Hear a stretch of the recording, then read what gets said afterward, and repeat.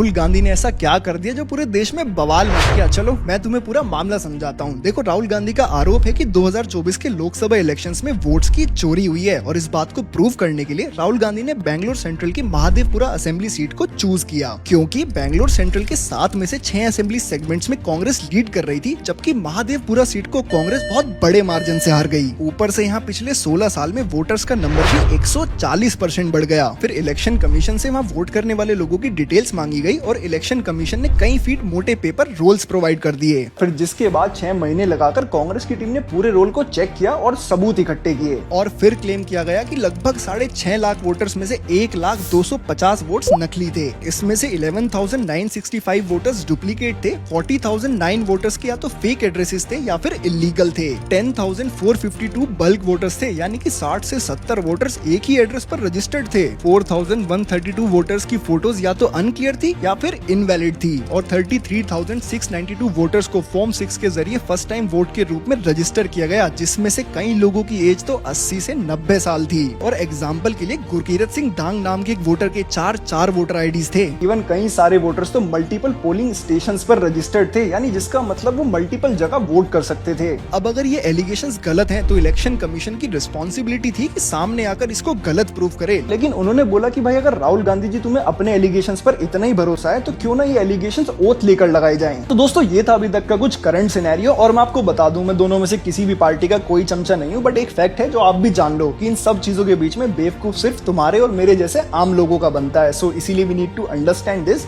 It's not about BJP or Congress. It's about the people of India. It's about the democracy of India. So we need to save it. और इसमें एक चीज हो रहा है कि बहुत से लोगों का कहना है कि राहुल गांधी ने जो एलिगेशंस लगाए हैं वो मिसलीडिंग है। अब इसमें एक चीज आप भी सोचो कि हमारा पॉइंट ऑफ कंसर्न क्या होना चाहिए, कि जो राहुल गांधी ने एलिगेशंस लगाए हैं वो मिसलीडिंग है या फिर हमारा पॉइंट ऑफ कंसर्न होना चाहिए कि इन एलिगेशंस का जवाब दिया जाए। कमेंट सेक्शन में जरूर बताइएगा और ऐसी इंफॉर्मेटिव वीडियोस के लिए फॉलो करें अनिकेत ठाकुर को।